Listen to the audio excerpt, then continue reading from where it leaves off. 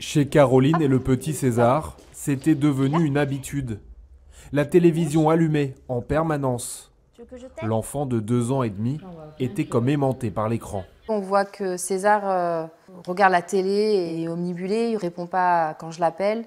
Et sur la deuxième vidéo, donc on voit qu'il n'y a pas la télé, il y a des jouets devant lui, mais il ne sait pas quoi en faire et il est perdu. Exposé aux écrans, César ne progresse pas comme les autres enfants de son âge. Ses parents constatent cette différence, mais ne font pas le lien avec la télévision. Ils redoutent alors que leur fils ne soit autiste.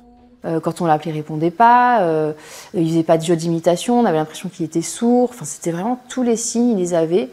Lors d'une consultation, la pédiatre de Caroline lui propose d'arrêter totalement d'exposer son fils aux écrans. Après seulement 15 jours, César change de comportement. Tu me fais un petit bisou sur la joue ?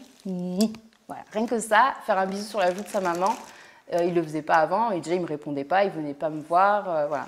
Donc il y a, au niveau interaction avec les gens ou avec nous, ça c'est revenu complètement. Aujourd'hui, César a toujours un léger retard de langage qu'il comble peu à peu.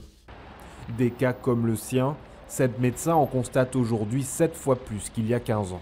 On pense que ça peut être une génération d'enfants sacrifiés. Donc on fabrique du handicap alors que l'enfant, il est né sans handicap. C'est un risque de santé publique énorme, considérable.